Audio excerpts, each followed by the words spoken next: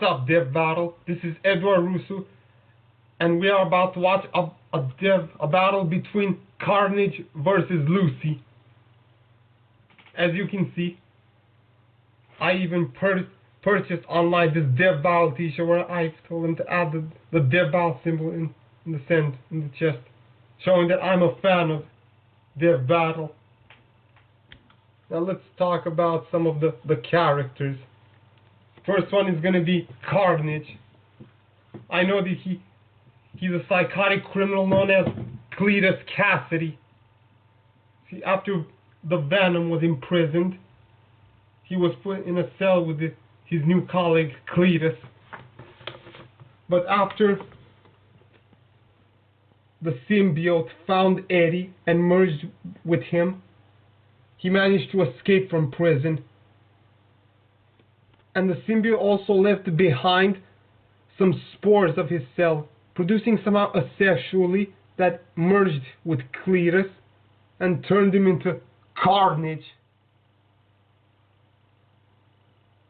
Unlike Venom, he has the power to shapeshift his hands into deadly weapons such as swords, axes, hammers. That's what I know I found out back in the days. And while Venom's greatest weakness is his powerful sounds, Carnage's greatest weakness is heat.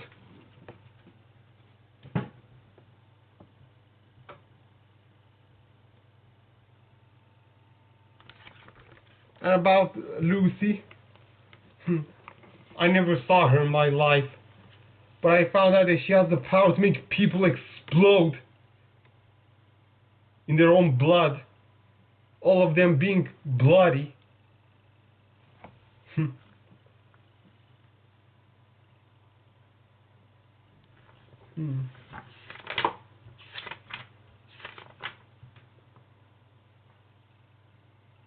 Let's see who's strong enough to win a death battle.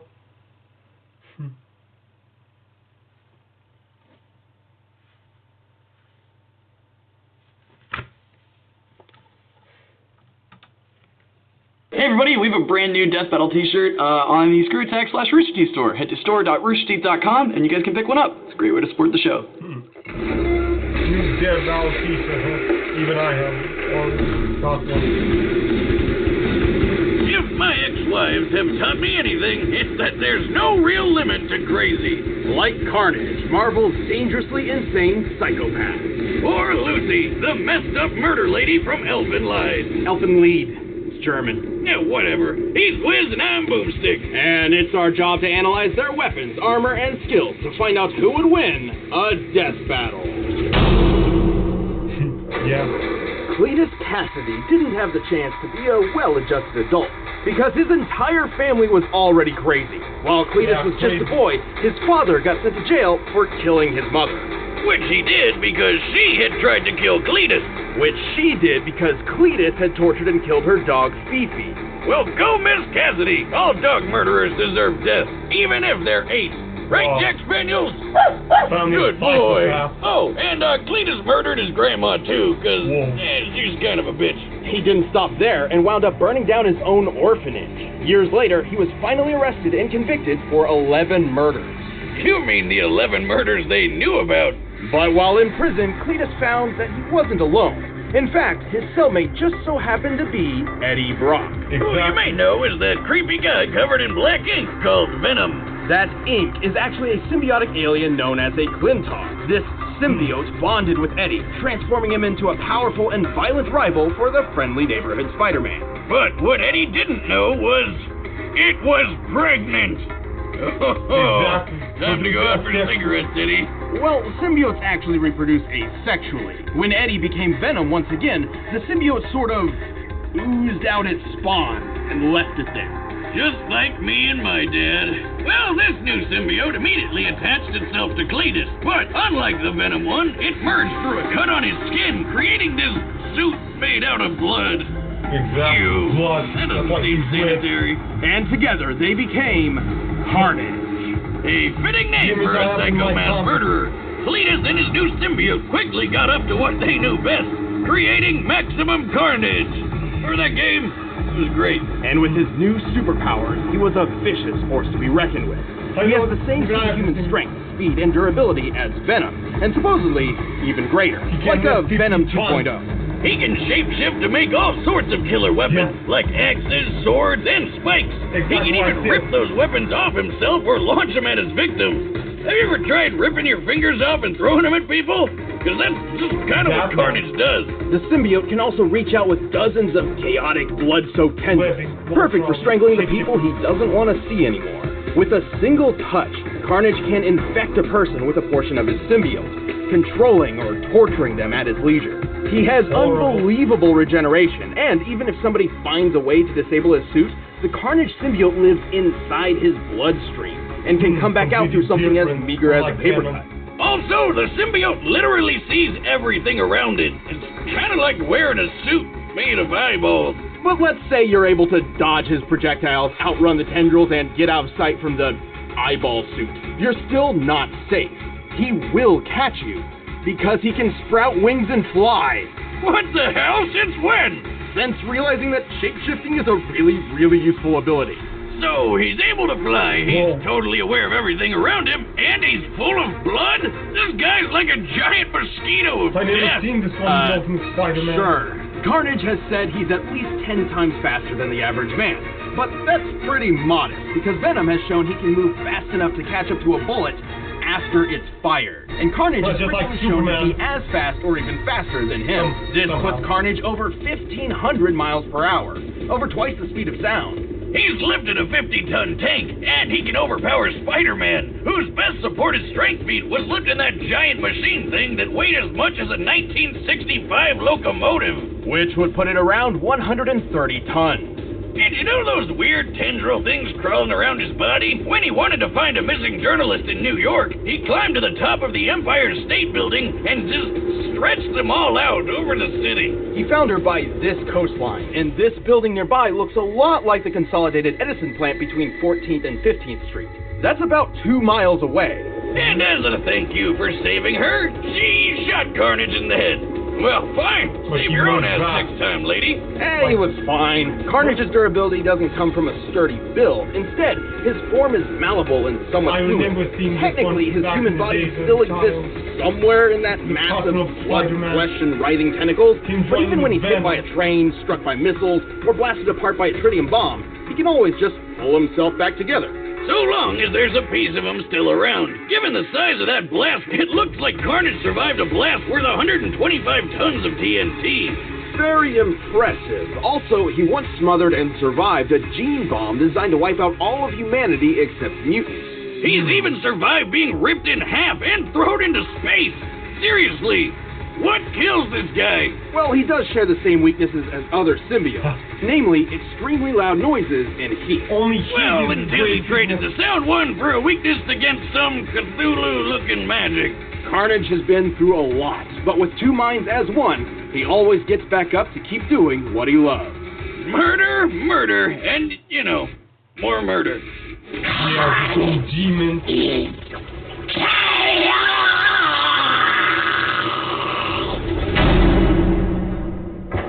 Now, Luke. There are some mysteries the world holds which no one is meant to know.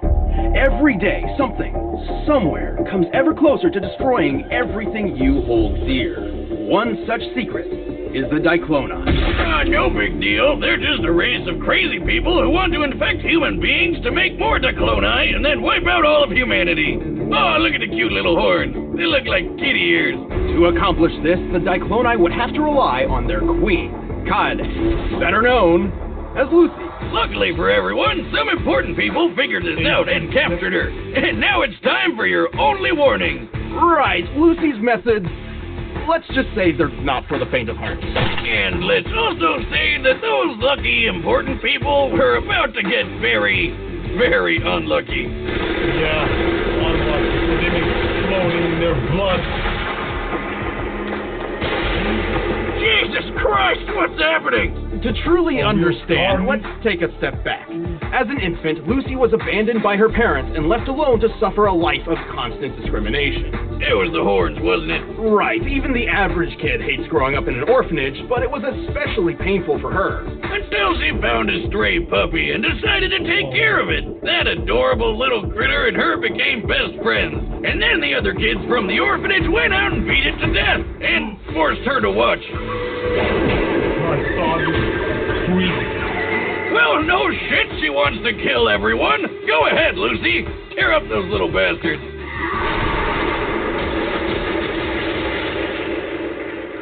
They deserve to be punished. Oh! Damn! This was the first time Lucy unleashed her psychokinetic vectors. As a Diclonius queen, Lucy is meant to use these vectors to infect ordinary human beings with the Diclonius virus. Oh, but she uses them for so much more. For simplicity's sake, think of the vectors as invisible arms which can sprout from Lucy's back. Lucy can use up to 28 vectors with a normal range of about 6 to 7 feet. When she gets really serious, her horns grow and the vectors get way longer and stronger. She can vibrate her vectors at different frequencies, and each level of vibration has different effects. Kinda like that thing that my ex-wife had on the nightstand that I thought was one of those crazy pens. At low frequencies, her vectors can pass through objects with no effect. At a medium frequency, the vectors become solid, like extendable hands, while still completely invisible. These can be used as shields and lift heavy objects. Oh man, if I had those things, I'd be messing with people all the time, like tying their shoes from across the room. Also, since this seems to be a thing in this episode, she can fly. It's not really flying, she's just lifting herself off the ground. With the third frequency, Lucy turns her vectors into invisible blades.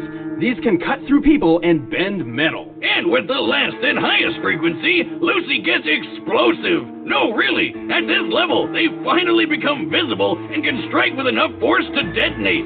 Damn! They don't call this chick the queen for nothing. Unfortunately, Lucy is not always in control of what she does.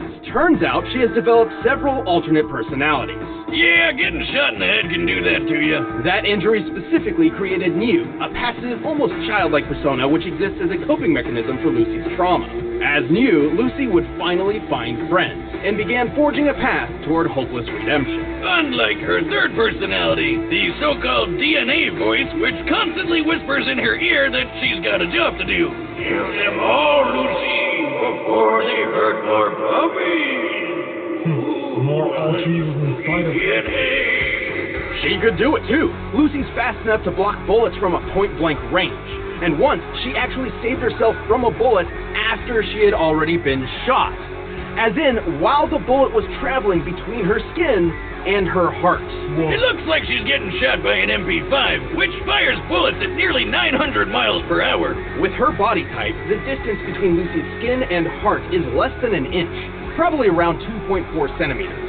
Given the bullet speed and the distance her vector would have to reach from her back before the bullet hit her heart, her vector had to move nearly 1,900 miles per hour. That's over twice the speed of sound. She can throw a pen through a guy's skull.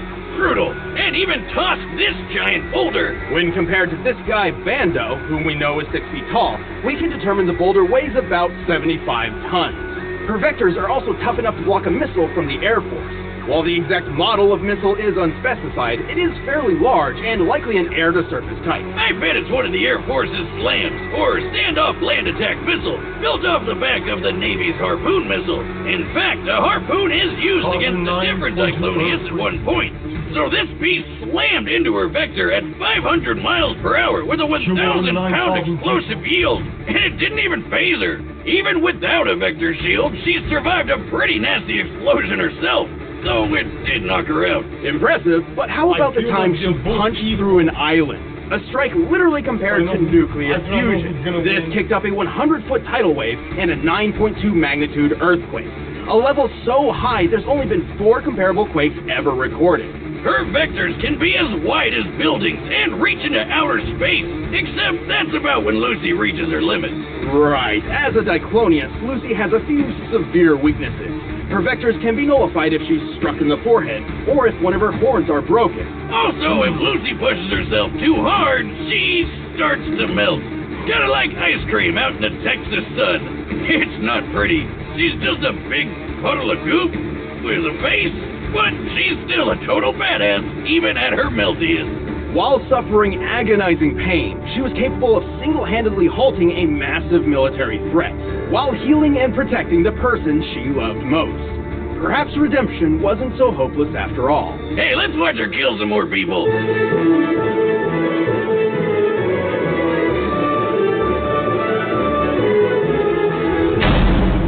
The way Venom defeated All right, the combatants are set. Let's end this Lucy. debate once and for all.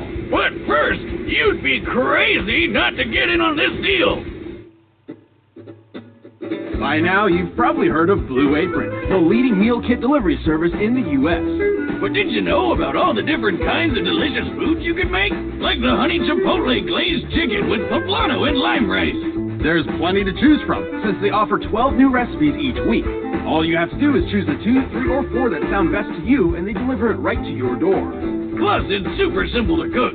It's got easy-to-follow instructions and perfectly proportioned ingredients. They're non-GMO, and the meat has no added hormones. My favorite part is feeling like a master chef, making creative and delicious meals with my own hands. You guys really need to try it out. It's pretty nice coming home knowing I'll have a delicious meal I can whip up with ease. So check out this week's menu and get your first 3 meals free at blueapron.com/battle. That's blueapron.com/battle to get your first 3 meals free. But right now, it's time for a death battle!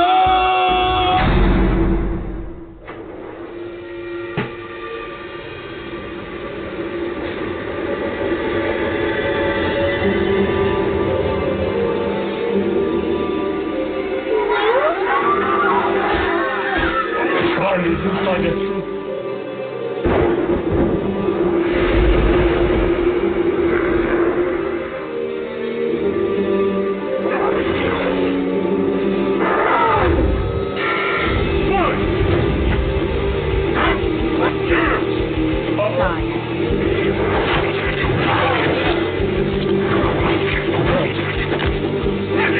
Kill him right off the bat.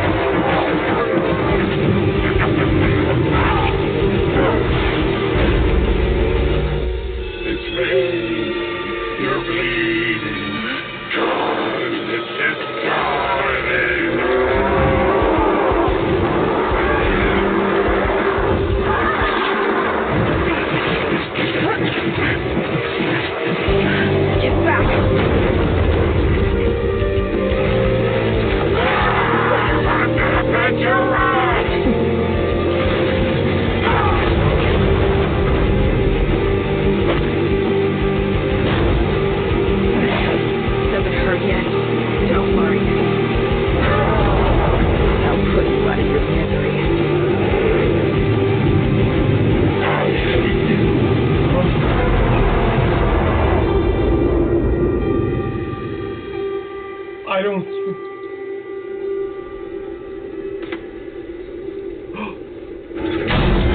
KO! First those kids at the orphanage, then Cletus. Lucy really hates dog killers, and for good reason. Carnage was a challenging opponent. It was incredibly difficult for Lucy to deal any lasting damage against him. He had the durability advantage in the bag, though Lucy fighting as a puddle proved she could take a lot of pain and keep on fighting. Sadly, Carnage came up short in pretty much everything else. Right, Carnage was tough, but not invincible. Even his surviving that gene bomb isn't quite as impressive as it sounds. since he had no other feats to even remotely back up planetary-level durability, and the bomb was more akin to a biological weapon anyway. While Carnage's tendrils could pass speeds of Mach 2, Lucy's vectors once reached into outer space. By timing her accompanying monologue and comparing the longest vector's length to the curvature of the Earth, it's clear she reached over 2,400 miles in 20 seconds max.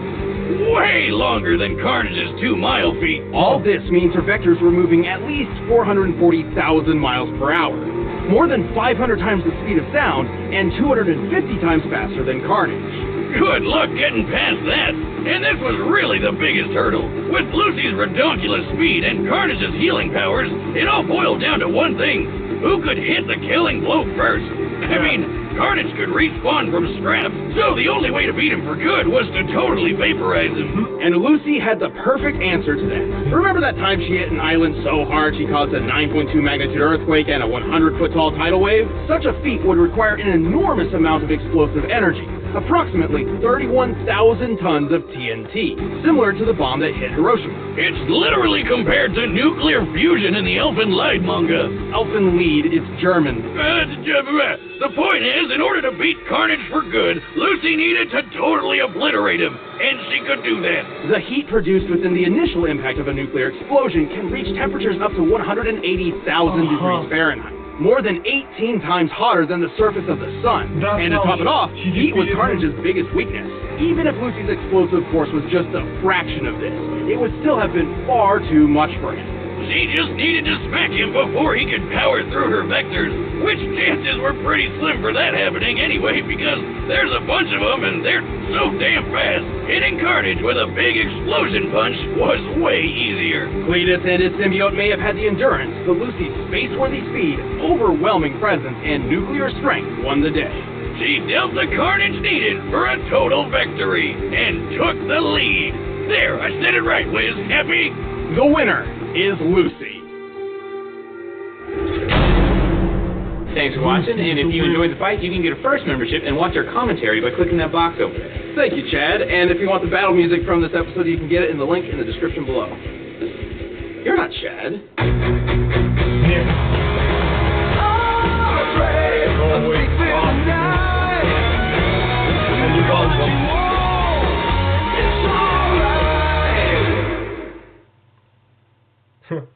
I really want to create a dev battle reaction with this, but I found out by accident on Twitter that Optimus won. And that battle, that was very bleedy.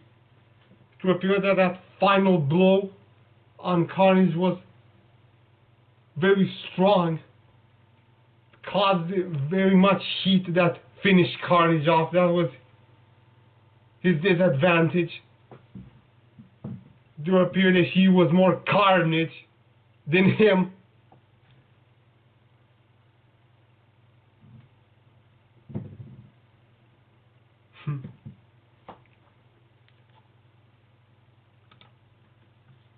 Thanks for watching. I'll see you next time. We can make a wildfire get away.